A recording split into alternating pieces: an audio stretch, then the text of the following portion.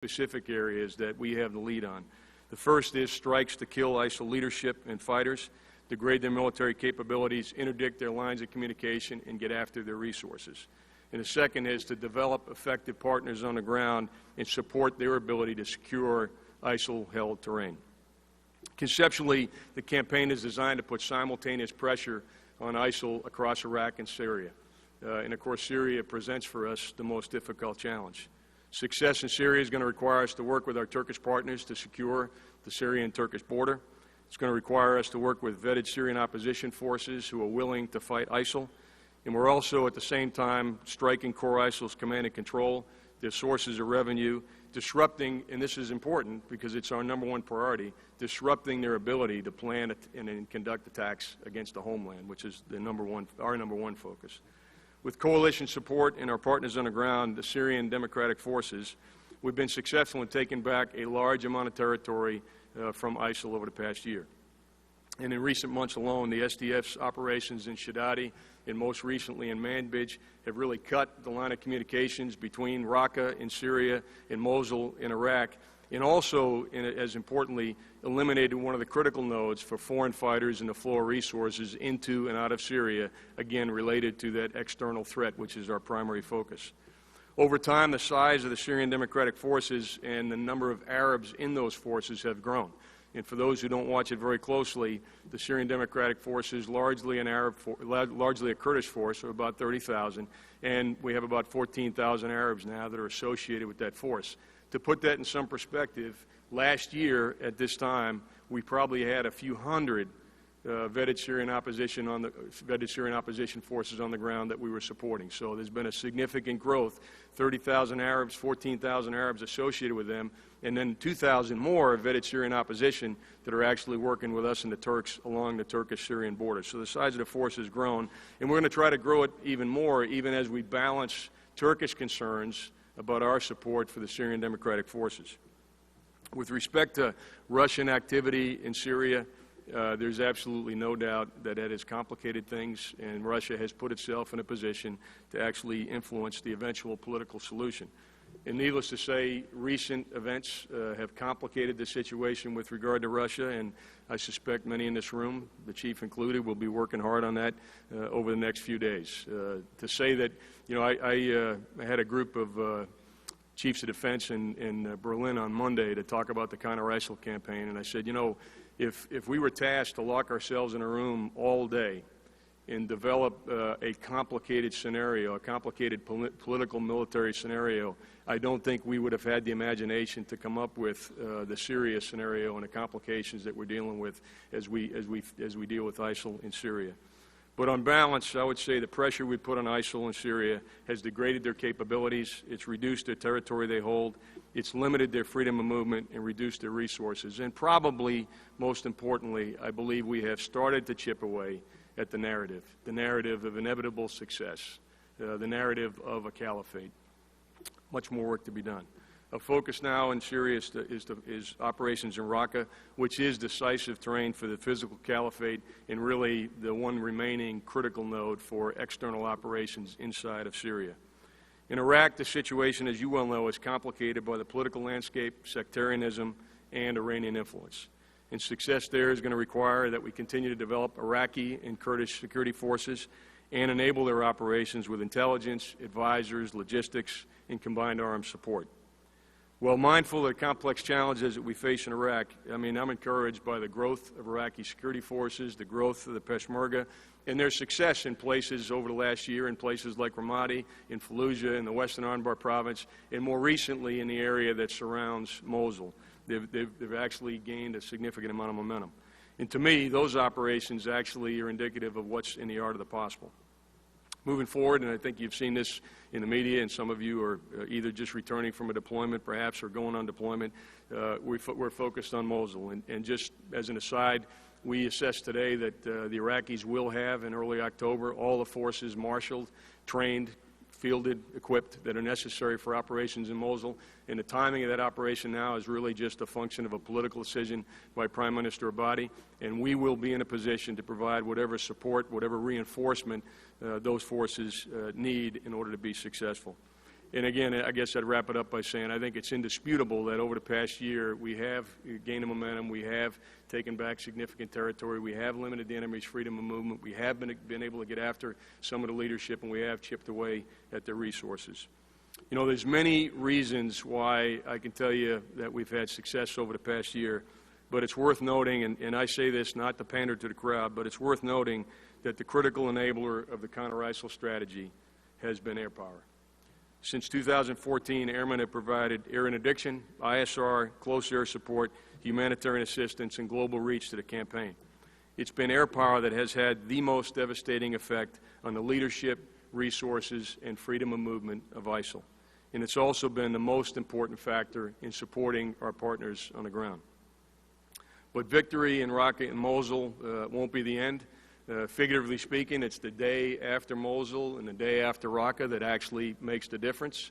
And of course, that's figuratively speaking for we're not going to be successful in defeating ISIL in either location unless the basic issues of governance are addressed. That will be how ISIL is defeated in the end in Iraq and Syria. But we will have done our part for the military to set the conditions where that can take place. And of course, we still have to deal with ISIL and other trans-regional threats from Southeast Asia to West Africa. And as you know, again, many of you involved in that, we do have forces deployed in West Africa. We're currently supporting operations in Libya. We have forces deployed conducting counter-violent extremist operations in East Africa, as well as Afghanistan, and we're doing a significant amount of partnership capacity building in Southeast Asia. So the joint force, I mentioned the counter-ISIL fight to give you an update. That's front page above the fold, but the joint force is clearly decisively engaged in dealing with violent extremism. It is a trans-regional threat, and we are globally deployed to deal with that trans-regional threat. The challenge of violent extremism and those four state threats challenges that I mentioned earlier have a number of implications for the joint force.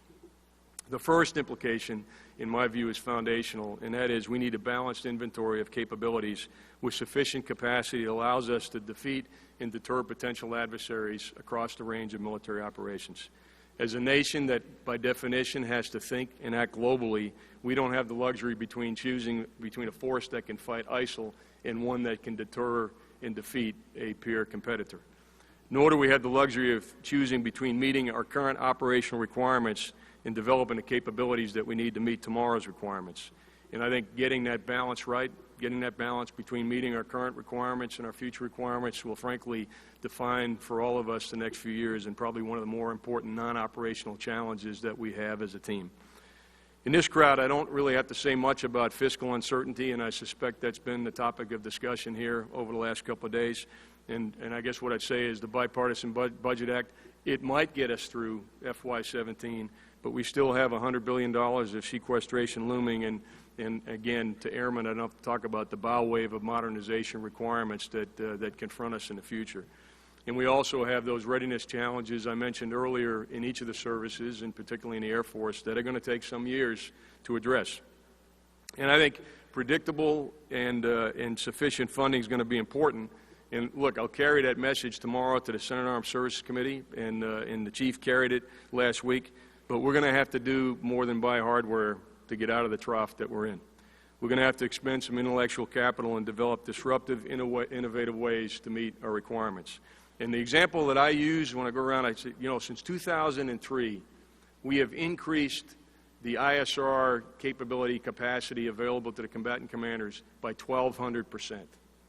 Since 2007, we've increased the numbers of ISR platforms over 600%. And today, when we sit around with the operations deputies, the J3s of the world, and the combatant commanders, we're meeting somewhere less than 30% of their ISR requirements. That is a challenge we cannot buy our way out of. And I think we're going to have to think really hard about how do we collect, how do we analyze, and how do we disseminate information at the tactical, operational, and strategic level to feed decision-making. The problem we're confronted with is not how can we afford to buy more Predators. The problem we're confronted with is not how do we expand the enterprise as we know it.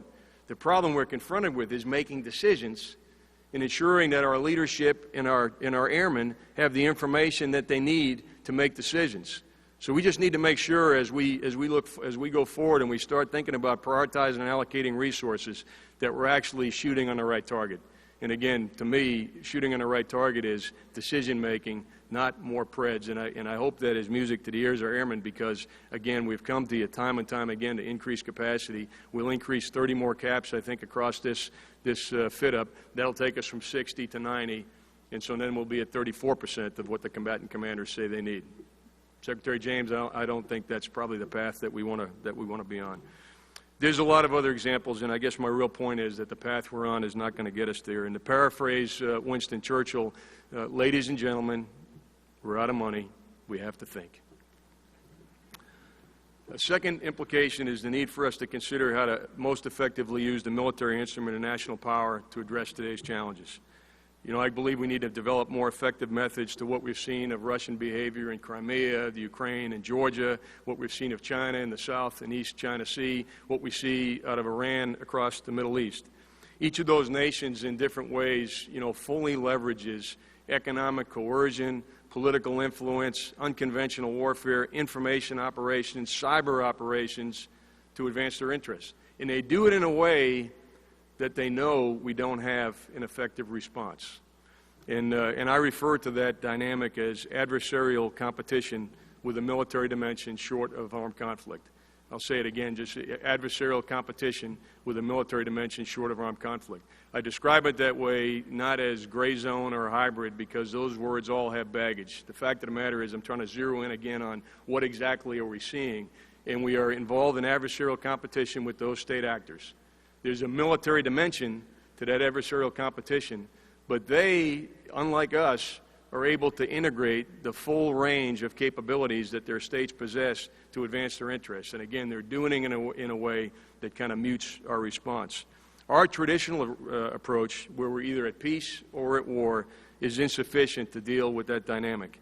And for that reason, I don't find the current phasing construct that we have in our operations plans particularly useful because that causes us to bend certain activities, certain authorities, and certain capabilities in a way that reflects that we're either shaping or we're fighting. And I think at least the Chief was probably around last year when we had all the combatant commanders assembled down at Quantico for just kind of a review of where we are globally. And at the time, General Breedlove was still the commander of the European Command. And I said, Phil, what phase are you in EUCOM right now? You know, and he kind of looked at me and he said, well, we're in phase 0. And I said, what phase do you think Russia is in right now? And he paused and he said, well, they're probably in 2 or 2.5.